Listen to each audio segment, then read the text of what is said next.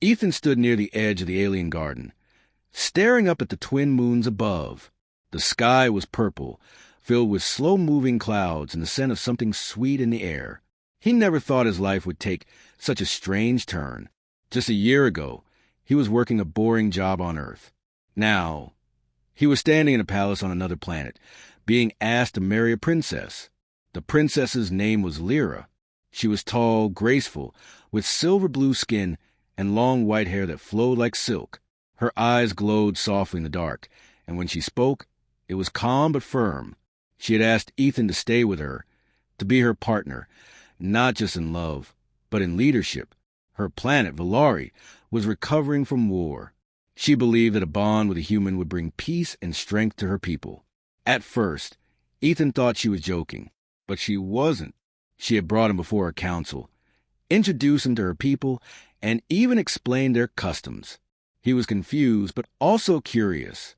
Lyra treated him with respect. She listened to him, laughed at his jokes, and shared her world with him. Ethan didn't know much about ruling anything, but Lyra told him that wasn't the point. She didn't want him to lead her people alone. She wanted him to stand beside her as a symbol of unity. A human and an alien, together, it was more than politics. She said she liked him, that she felt something strange but good when they were close. Ethan had started to feel the same way, so he said yes. He agreed to the marriage, not just because of duty, but because he truly cared for her. They had spent long hours talking, walking through the glowing gardens, learning each other's languages and stories. Lyra was strong and proud, but also kind, and she made him feel like he belonged. That night, a celebration began. Lights floated in the air. Music filled the halls. Valarians danced and cheered for their princess and her chosen one. But just as Ethan was getting used to the idea of being with Lyra, something unexpected happened. Another woman stepped forward. She looked like Lyra, but her features were sharper. Her hair was shorter, her eyes brighter, and her smile more mischievous. She wore a different kind of robe, decorated with fire-like patterns. She walked up to Ethan and looked him over from head to toe. "So," she said, "you're the human." Ethan nodded, unsure what to say. Lyra stepped between them. "This is my sister, Zara," she said slowly. Zara laughed. "You can't just marry him, Lyra," she said. "You know the tradition." Ethan blinked. "What tradition?" Zara turned to him. "On our world, when one royal sister chooses a mate from outside our race, the other must be offered the same choice. You are to marry us both." Ethan's mouth opened, but no sound came out. Lyra looked upset. "That tradition hasn't been followed in years." Zara smirked. "Then maybe it's time to bring it back. You chose him. I like him too." Ethan took a step back. "Wait, what?" Zara looked at him and tilted her head. "You agreed to marry into the royal family. That includes all of us." Ethan turned to Lyra. "Is this true?" Lyra sighed. "It's complicated. The rule was once meant to keep balance between royal bloodlines, but it was never meant for a situation like this." "But she's serious?" Ethan asked. Zara nodded. "Very serious." Lyra looked at her sister. "This isn't fair to him." Zara crossed her arms. "He can choose, but he must understand the cost." Ethan felt dizzy. He had just agreed to one life-changing choice, and now another one was being thrown at him. Two sisters, one tradition, and a decision that could change everything, for him, for them, and for the future of Valari. He looked at Lyra, then at Zara. Both stood waiting for his answer, but for now, Ethan had none. Ethan did not sleep that night. He stayed in his room, staring at the tall window. The moons of Valari moved slowly across the sky. The stars were bright and still, but his mind was not. He had come to Valari to help. He did not expect to be in the middle of something so personal, so strange. When he agreed to marry Lyra, he thought he was doing something good. He had feelings for her. He trusted her. But now her sister, Zara, wanted to be part of that too. He could not understand how things had changed so quickly. There was a soft knock on the door. He turned. It was Lyra. She stepped inside quietly and sat near him. Her white hair shimmered in the moonlight. "I'm sorry," she said. Ethan looked at her. You didn't know she would do this? Lyra shook her head. No, Zara always does what she wants, but this surprised even me. Do I really have to marry her too? Lyra looked down. No one can force you, but the old law exists. It was made in a time when royal power was shared. If one sister took a partner, the other had a right to join that bond. It was to stop fights between houses, but it hasn't been used for many generations. Ethan rubbed his face with both hands. Why would she want this? She doesn't even know me. Lyra gave a small smile. That's how Zara is. She always pushes limits. But maybe she sees something in you. Or maybe she wants to test me. Ethan sighed. So I'm just part of the game. No, Lyra said quickly. I didn't choose you for that. I chose you because you're kind. Because you helped when you didn't have to. And because I like you. He looked at her. What should I do? She hesitated. I can't answer that. You must choose. But you should speak with her. Not in front of everyone. Just you and her. Find out what she really wants. Ethan nodded slowly. The next day, he asked for a private meeting with Zara. She agreed. They met in the fire garden. It was warm there, filled with red plants that glowed like embers. The air was thick but calm. Zara stood near a pool, her hands behind her back. So, she said without turning, you want to understand. Yes, Ethan said. Why do you want this? She turned around and faced him. Because you interest me. You're different from the others. You speak softly but act with strength. You stood beside Lyra when others doubted her. Ethan blinked. That's not a reason to marry someone. Zara smiled. Maybe not for a human. But here, bonds are not always about love. Sometimes they are about balance. Lyra and I are sisters, but we are also rivals. If she brings you into the family, I must do the same. Otherwise, her voice becomes stronger than mine. Ethan frowned. You don't want me. You just don't want her to have more power. Zara took a step closer. At first, yes, that was my reason. But now, after seeing you, I wonder if it could be more. He looked at her carefully. So which is it? A game of power or something real? She paused. I don't know yet, but I want to find out. Ethan stayed quiet. The red light from the plants reflected in Zara's eyes. She wasn't like Lyra. She was sharper, more direct, and harder to read. I'm not a prize, he said softly. Zara nodded. I know. That's why I want you to choose. Ethan left the garden with more questions than answers. That night, the council gathered again. Lyra stood on one side. Zara stood on the other. Ethan stood in the center.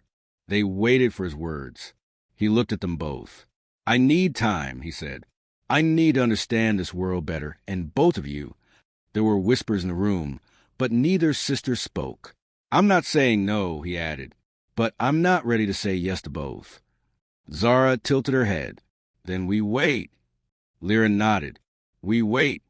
And so the wedding was paused. The palace grew quiet again, but the silence held tension. Ethan knew the decision would not be easy. Two sisters, two paths, and a world watching him closely. He needed to understand more about Valari, about their rules, and about his own heart. Only then could he choose. Ethan walked through the gardens alone. The air was quiet, but his mind was full of noise. He had come so far, yet now he felt lost. Two sisters wanted him for different reasons. One for love, the other for power, or maybe something more. He didn't know yet, but he knew he needed answers. A guard approached him and bowed slightly. The elder wishes to see you, he said. Ethan followed the guard to a tall white tower. Inside was a long room with stone walls and a soft blue light.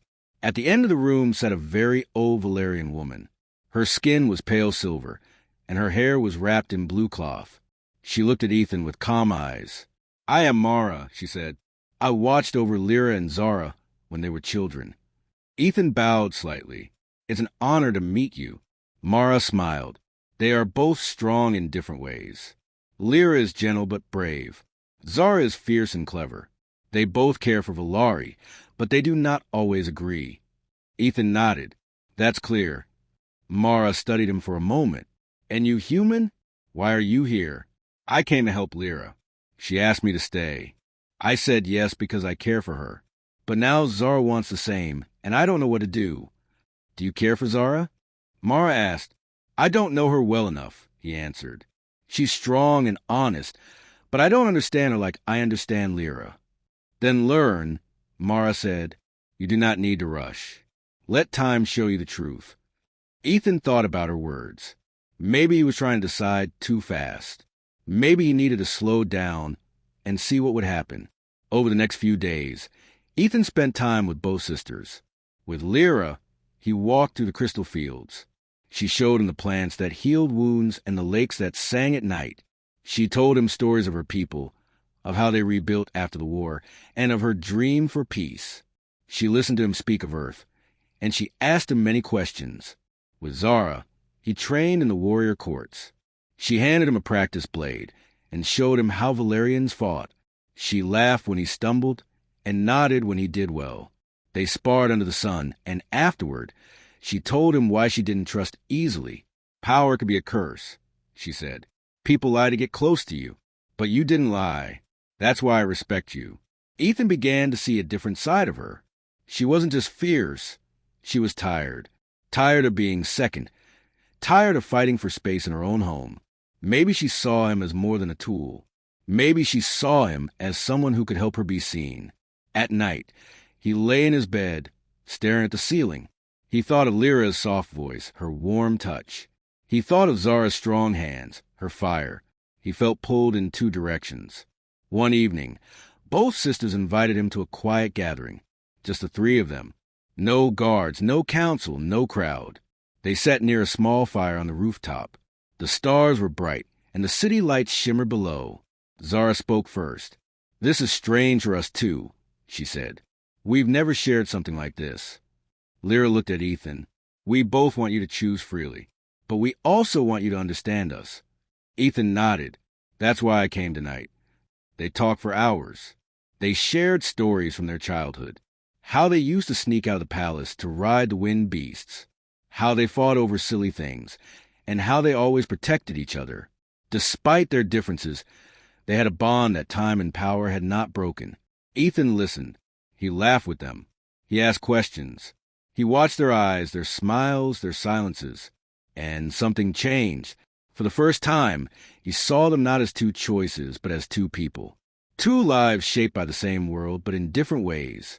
And both, somehow, reaching out to him. When the fire burned low, Lyra stood up. Thank you for this night, she said. Whatever you decide, I'm glad you are here. Zara stood too. And I will respect your choice, even if it's not me. Ethan stayed seated, looking up at the stars. The night wind touched his face. He still didn't know his answer. But now, he knew his heart was not alone in the decision. It was only the beginning. Ethan woke to the sound of drums. It was still dark outside, but the deep rhythm shook the walls of the palace. He sat up quickly and stepped onto the balcony. Below, the city lights were dim, and shadows moved through the streets. A guard ran to his door and knocked. You must come with me, he said. Something has happened. Ethan followed the guard through the hallways. When they reached the main hall, Lyra and Zara were already there. Both looked tense. Zara held a short blade at her side. Lyra stood tall, her face calm but firm. What's going on? Ethan asked. There was an attack at the border, Lyra said. A group of rebels entered the outer village. They claim Valaria has become weak under royal rule. Are they many? Ethan asked. Not yet, Zara said. But they are loud, and they want to grow. Ethan looked at both sisters. Why now? They saw our union as a sign of weakness, Zara said. They think we care more about love than strength. Ethan's hands tightened into fists. That's not true. No, Lyra said softly. But that's what they believe. The council met at sunrise. Ethan sat beside Lyra, while Zara stood across the room with the war commanders. Voices filled the hall. Some wanted to strike back right away. Others warned that more violence would only bring more rebels. Ethan watched as the room became more divided. Lyra tried to calm them. Zara spoke with fire. Both sisters had the same goal, to protect Valari, but their ways were different. Later, as the council rested, Ethan stepped outside to think. Zara followed him. "You saw it in there," she said. "They're afraid. They don't trust Lyra's calm voice. They want a blade, not peace talks." "But peace is what this world needs," Ethan said. Zara looked at him. "Yes, but peace only comes when the people feel safe. And sometimes that means showing strength first." Ethan didn't answer. He understood both views, but he feared the people would lose trust if the sisters were not united. He turned to Zara. "What if you stood with Lyra, side by side? Let them see your strength and her wisdom together." Zara raised an eyebrow. "You mean both of us together in front of the people?" "Yes," Ethan said. "No fighting, no division. Let them see your bond. Let them know you're not rivals. You're family." Zara was quiet for a moment. Then she gave a small nod. It might work. Later that day, Ethan met with Lyra in her garden. "She'll stand with you," he said. "But you have to meet her in the middle." Lyra looked at him with gentle eyes. "And what of you? Where do you stand?" Ethan took a deep breath. "I stand with both of you. You're different, but you care for the same world. Maybe that's what makes you stronger." Lyra touched his hand. "You've changed since you came here." "So have you," he said. The next day, the sisters walked into the city square together. Soldiers stood at the edges. Citizens gathered in silence. Lyra spoke first. "We are not afraid. We are not divided. We are two voices with one heart. We are Valari." Zara stepped beside her. "We will protect our people, not just with power, but with unity.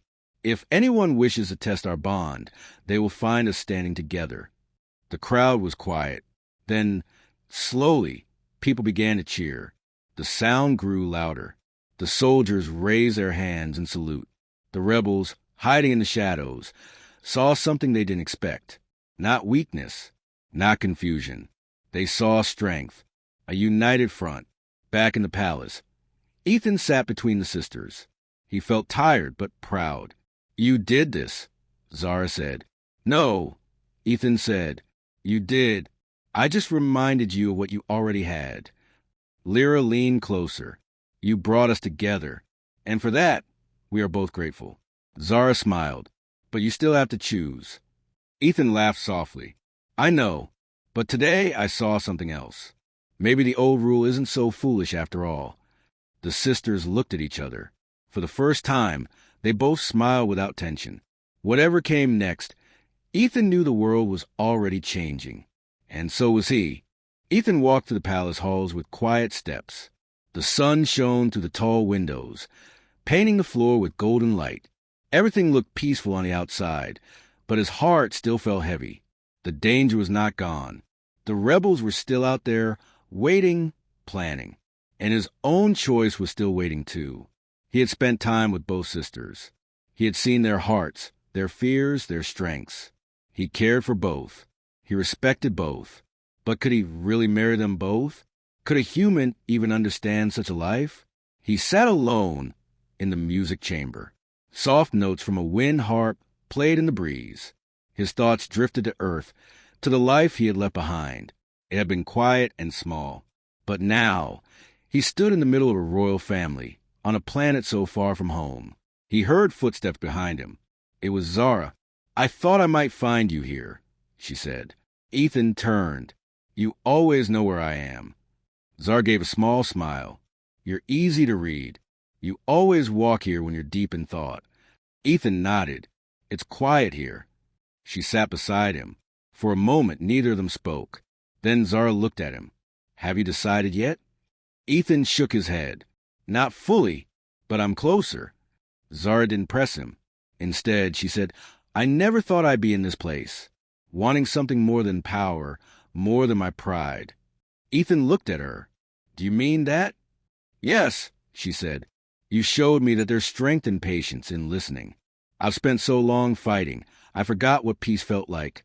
Ethan smiled a little. "You're not the only one who's changed." Later that day, Lyra asked Ethan to walk with her in the crystal garden. The plants glowed softly in the late afternoon light. A warm breeze moved through the leaves. Lyra touched one of the glowing flowers. This plant blooms only when two suns meet. It's rare.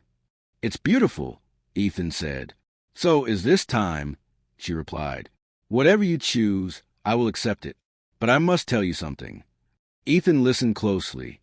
When I first met you, I saw a chance to build something new. Not just for me, but for my people. And then I started to care for you. Not as a symbol, not as a partner in power, but as a man. You make me feel understood. Ethan felt warmth in his chest. I feel the same. Lyra looked into his eyes. Then choose not for tradition, not for duty. Choose with your heart. Ethan thought about her words long after the walk ended. That night, he stood on the highest balcony of the palace. The stars stretched wide above him. Two moons rose side by side. The world was quiet, but alive. Zara came to stand with him. You don't have to say it now, she said. I think I do, Ethan replied. Zara waited. I came here thinking I'd help Lyra. And I did, but I found something else too. I found a new home. And two people who showed me different sides of what it means to belong. Zara's eyes narrowed slightly, listening. I don't want to lose either of you, Ethan said, but I can't give my heart in pieces. I need to be true. Zara looked away. For a moment, she said nothing. Then, softly, she whispered, I understand. I care for you, Ethan added quickly. I truly do. But Lyra was the one who reached me first, who stayed close when I was lost. I have to follow that. Zara turned back to him. Her face was calm, but her eyes held something deep. Then let me be your sister, she said. Not by law, not by force, but by choice. If I can't share your love, I will still share your life. For Valari, for family. Ethan reached for her hand. Thank you. Zara nodded once, then walked away into the night. Ethan stood there for a long time.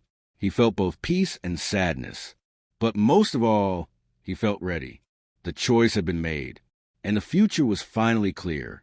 The palace was quiet in the morning. A soft wind moved through the open halls, and the sound of birds filled the air. Ethan stood near a tall window, looking out over the city. He had made his choice.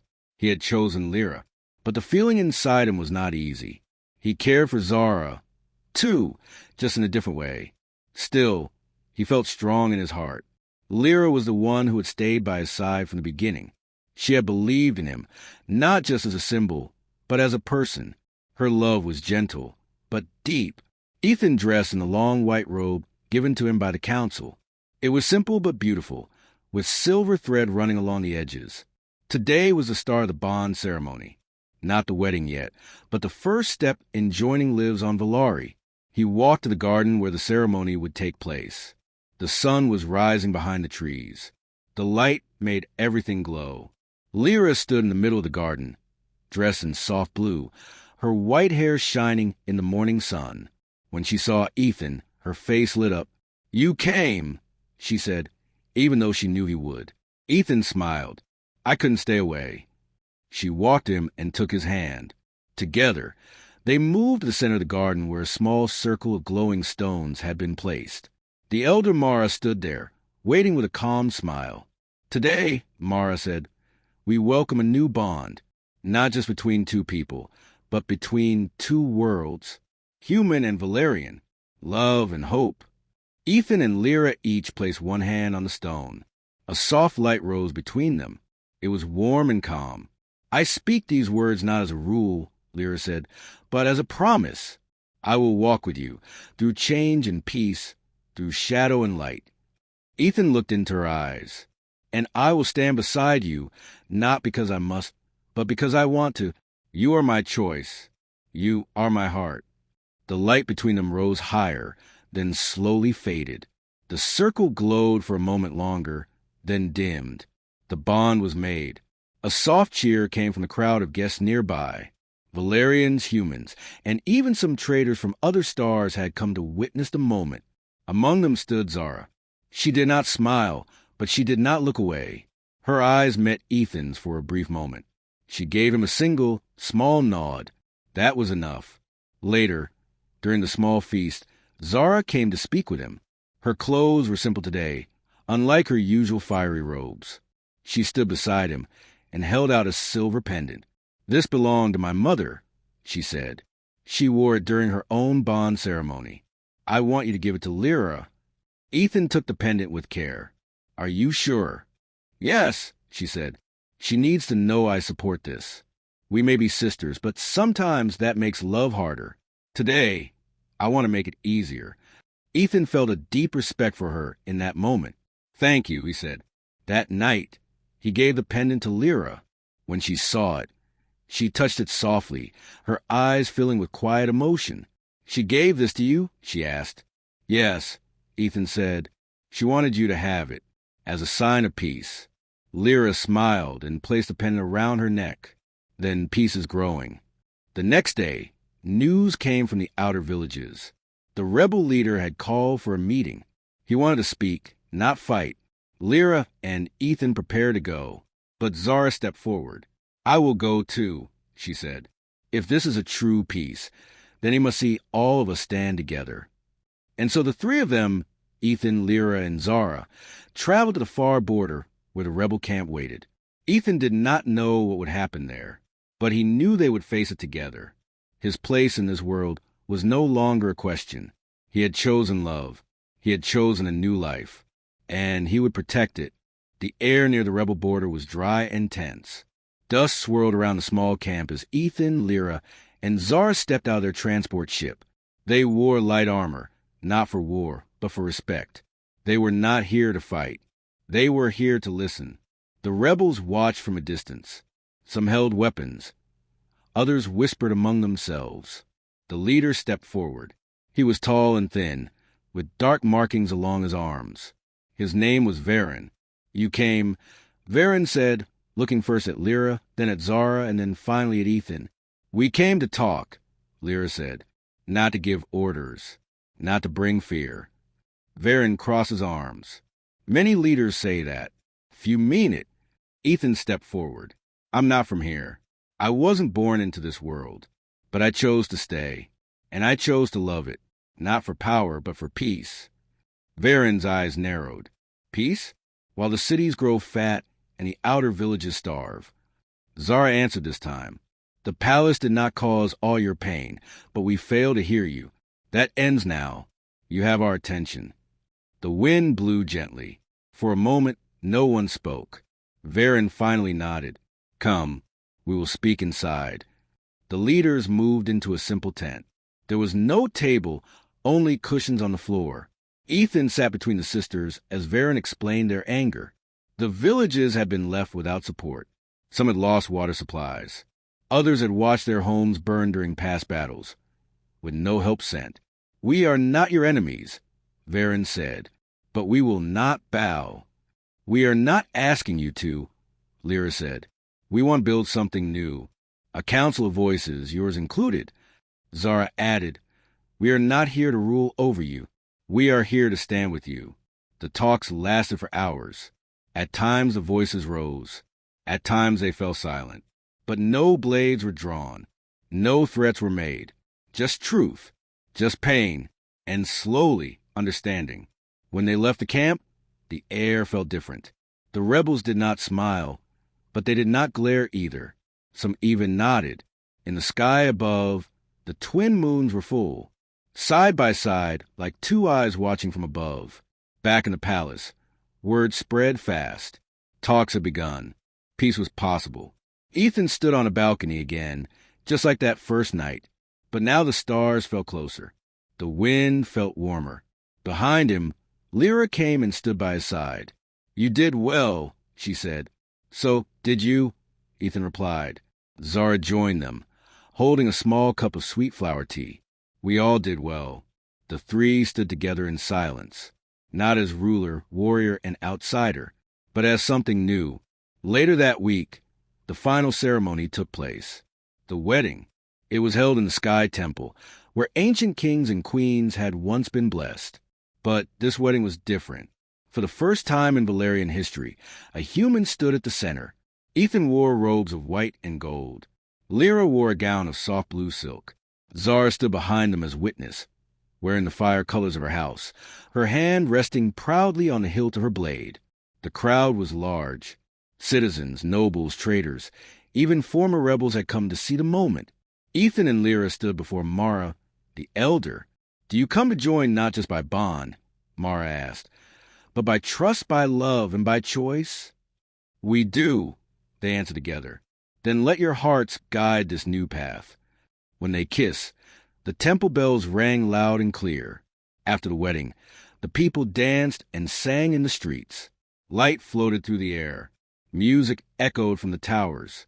Ethan looked around and smiled. He had once been a stranger here. Now, he was part of something bigger. A home, a family. Zara walked beside him during the celebration. She leaned close and said, "This is not the end, you know." Ethan laughed. "No, just the beginning." And it was. A new time had begun for Valari. A time of peace, of unity, and of love. The human who had come from the stars had brought change, not with weapons, but with heart. And the sisters, once rivals, now stood as one.